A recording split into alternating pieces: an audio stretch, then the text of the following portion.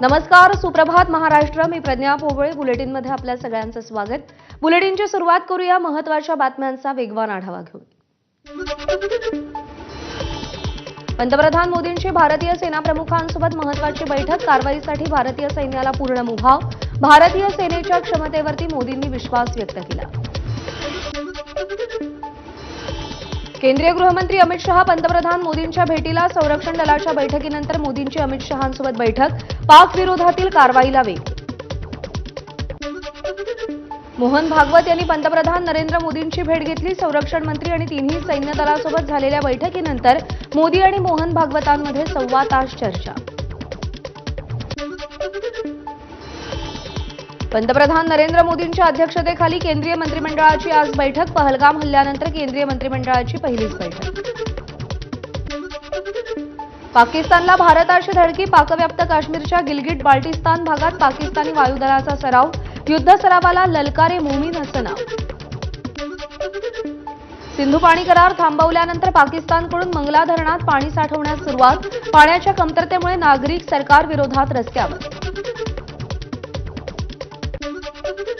पाकिस्तानची दुखरी नस भारताच्या हातात. काश्मीरमधल्या बगलिहार धरणामध्ये पाणी अडवल्यास पाकिस्तानमध्ये पाणी कपात होणार. पंतप्रधान मोदींवर टीका करणारी पोस्ट काँग्रेसकडून डिलीट. देश संकटात असताना जबाबदारी घेण्यावेळी मोदी गायब अशा आशयाची पोस्ट केली होती. भाजपच्या टीकेनंतर काँग्रेसनं पोस्ट हटवली. भाजपकडून काँग्रेसचा लष्कर ए पाकिस्तान असा उल्लेख. काँग्रेसनं शेअर केलेल्या पोस्टला भाजपचं प्रत्युत्तर.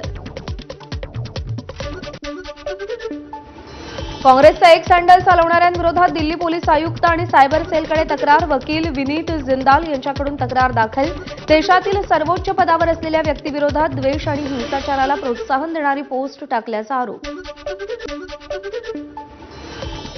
विजय वडेट्टीवारांच्या वक्तव्यानं कोणी राजकारण करू नये. काँग्रेस प्रदेशाध्यक्ष हर्षवर्धन सपकाळ यांचं आवाहन. पंतप्रधान मोदींची भूमिका हीच आमची अधिकृत भूमिका. सपकाळ यांचं वक्तव्य. संसदेचं विशेष अधिवेशन बोलवावं ही मागणी करण्याआधी काँग्रेसनं एआयसीसीचं अधिवेशन बोलवावं. नेत्यांनी पीडितांचा अपमान करत पाकिस्तानसाठी सहानुभूती दाखवणाऱ्या वक्तव्यांवरती काँग्रेसनं भूमिका स्पष्ट करावी. शिवसेना खासदार श्रीकांत शिंदेंचं काँग्रेस पक्षाला आवाहन.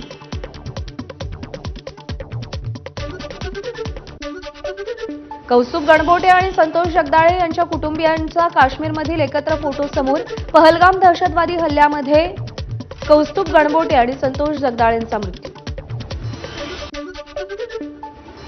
पहलगाम दहशतवादी हल्ल्यानंतर मीरा भाईंदर वसई विरार पोलीस आयुक्तालयाच्या हद्दीमध्ये ऑल आउट कोम्बिंग ऑपरेशन. कारवाई दरम्यान जवळपास 40 ते 50 संशयित नागरिक ताब्यात. 26 एप्रिलला कारवाई करण्यात आली होती. सोलापुरात लावलेल्या बॅनर्समुळे वातावरण तापलं. हिंदूंकडूनच खरेदी करावी अशा आशयाचे बॅनर्स झळकले. बॅनर झळकवणाऱ्या तरुणाविरोधात गुन्हा दाखल. दहशतवाद्यांची घरं नष्ट करताना सरकारनं सामान्य लोकांच्या घरांचं नुकसान होणार नाही याची काळजी घ्यावी. तसंच सोशल मीडियावरती द्वेष पसरवणाऱ्यांवरही सरकारनं कठोर कारवाई करावी. मेहबूबा मुफ्ती यांची मागणी. राष्ट्रवादी शरदचंद्र पवार पक्षाचा जंतर मंतरवर शांततापूर्ण मोर्चा. पहलगाम दहशतवादी हल्ल्यामध्ये मृत्यू झालेल्या नागरिकांना न्याय मिळावा आणि मदत मिळावी यासाठी मोर्चा. राष्ट्रपती द्रौपदी मुर्मू यांना निवेदन दिलं. पहलगाम हल्ल्यानंतर जळगावमधील सोनं व्यापाऱ्यांनी संताप व्यक्त केला. अशी घटना पुन्हा घडू नये यासाठी सरकारनं खबरदारी घेण्याची मागणी. पहलगाम घटनेच्या निषेधार्थ सकल हिंदू समाजाचा मोर्चा. मोबाईल टॉर्च लावत पाकिस्तान विरोधात घोषणाबाजी. आमदार नरेंद्र भोंडेकर यांच्यासह सर्वपक्षीय नेते आणि महिला मोठ्या संख्येनं सहभागी. पहलगाम हल्ल्यानंतर रेल्वे सुरक्षा दल अलर्ट मोडवर. मिरज जंक्शनची श्वान पथकाकडून तपासणी. हे जंक्शन महाराष्ट्र आणि कर्नाटकच्या सीमेवर असल्यानं सुरक्षित वाट. मनसे अध्यक्ष राज ठाकरे मुंबईत दाखल. परदेश दौऱ्यावरून मुंबईमध्ये सहकुटुंब राज ठाकरे परतले. आता ठाकरे बंधू एकत्र येण्याच्या चर्चेवर राज ठाकरे काय बोलणार याकडे लक्ष. उद्धव ठाकरे आणि राज ठाकरे एकत्र आल्यानंतर काय करायचं ते ठरवू. रोहित पवारांचं सूचक विधान. राज्यातील महायुती 2029च्या लोकसभेपर्यंत टिकेल पण विधानसभेला मात्र महायुती तुटेल. रोहित पवारांचं भाकीत. डबल महाराष्ट्र केसरी चंद्रहार पाटील यांना शिंदेंच्या शिवसेनेकडून खुली ऑफर. चंद्रहार पाटील यांच्यासाठी आपल्या पक्षाचे दरवाजे उघडे आहेत. शिवसेना नेते श्रीकांत शिंदे यांचं विधान. जळगावमध्ये राष्ट्रवादी शरदचंद्र पवार पक्षाला खिंडार. माजी मंत्री सतीश अण्णा पाटील आणि माजी मंत्री गुलाबराव देवकर यांचा अजित पवारांच्या राष्ट्रवादीत प्रवेश. रायगडच्या पालकमंत्रीपदी भरत गोगावले हवेत. महेंद्र दळवींची प्रतिक्रिया. तर आम्ही उठाव केल्यानंतर आदिती तटकरेंच्या नावाला स्थगिती मिळाली, दळवींची माहिती. रायगडमध्ये राजकीय वातावरण तापलं. महाराष्ट्र दिनानिमित्त आदिती तटकरेंना ध्वजारोहणाची संधी मिळताच गोगावले समर्थक चिडले. रायगडला पालकमंत्री नसताना दोघांनाही समान संधी देणं आवश्यक, शिंदेंच्या शिवसेनेची मागणी. साखर कारखाना कर्जमाफी घोटाळा प्रकरणी मंत्री राधाकृष्ण विखे पाटलांवर गुन्हा दाखल. 9 कोटींचा घोटाळा केल्याचा विखेंसह 54 जणांवर आरोप.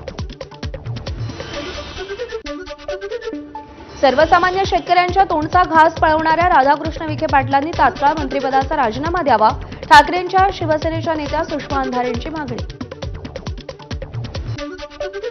धनंजय मुंडे यांचे पार्टनर राजेंद्र घनवट आणि त्यांच्या कुटुंबियांच्या अडचणीत वाढ. घनवट यांच्या नावे महाराष्ट्रात असलेल्या जमिनींच्या चौकशीसाठी एसआयटी स्थापन. अंजली दमानी यांच्या तक्रारीवरून महसूल आणि वन विभागाचा निर्णय. ओबीसी नेते लक्ष्मण हाके यांनी देवेंद्र फडणवीसांवर तोफ डागली. जस्टिस शिंदे समितीचा अहवाल राज्य सरकारनं स्वीकारला तर ओबीसी समाजाचा सर्वात मोठा विश्वासघात ठरेल, हाकेंचं वक्तव्य. महाराष्ट्र राज्य वक्फ मंडळाच्या समस्या सोडवण्यासाठी सर्वतोपरी मदत करणार, उपमुख्यमंत्री अजित पवारांची ग्वाही. वक्फ कायद्याच्या विरोधात घरातील दिवे बंद करून निषेध व्यक्त करावा. आज रात्री 9 ते 9:15 दरम्यान दिवे बंद करावेत, असदुद्दीन ओवैसींचं नागरिकांना आवाहन.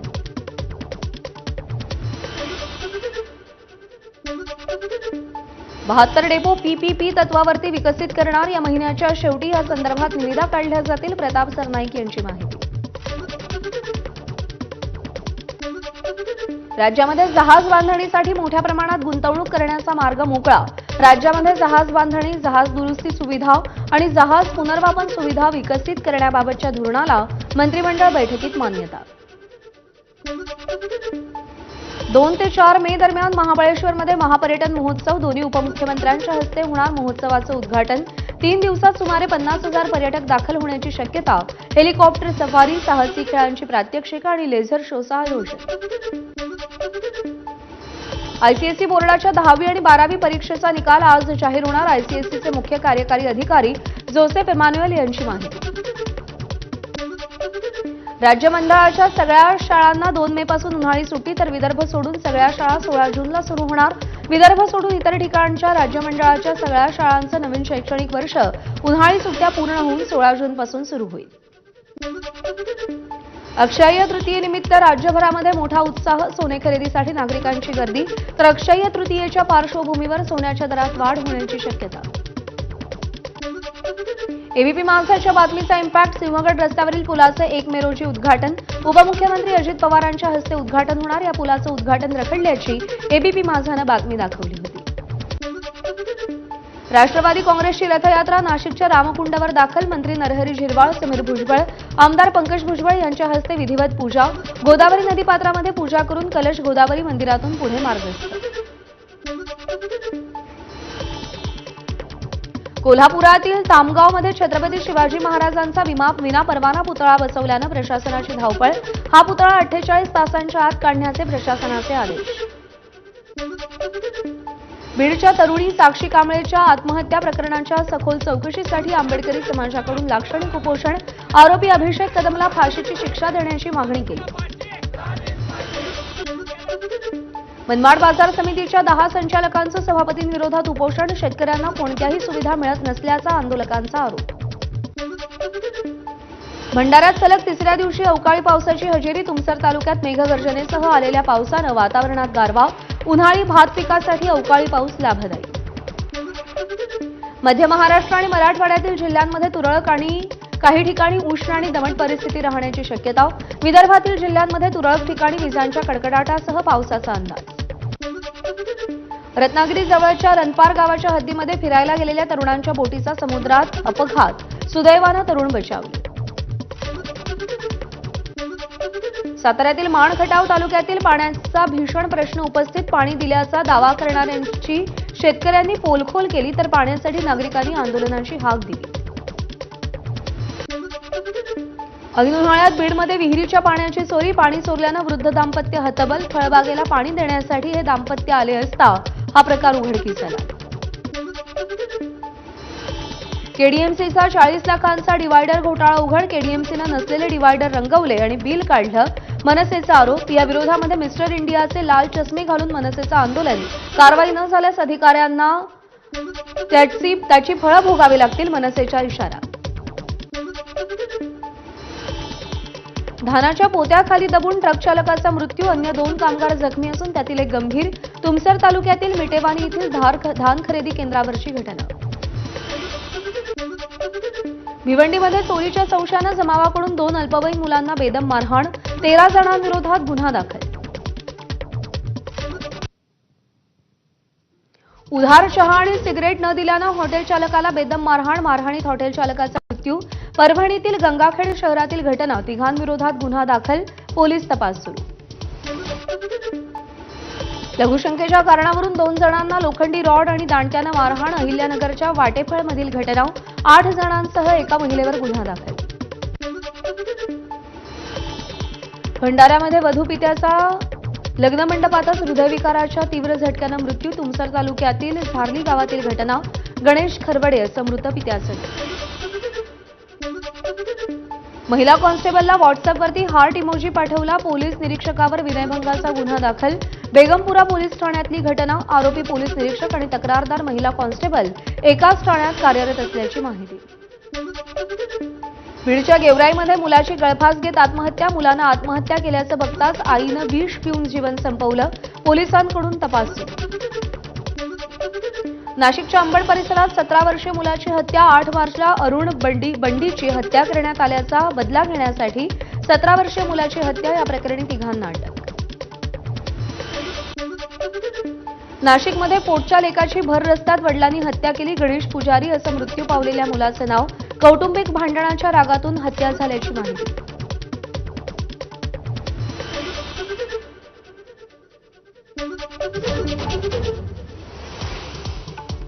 या सगळ्या घडामोडींचा आढावा घेतल्यानंतर बुलेटिनमध्ये एक छोटासा ब्रेक घेतोय. पाहत रहा एबीपी माझा.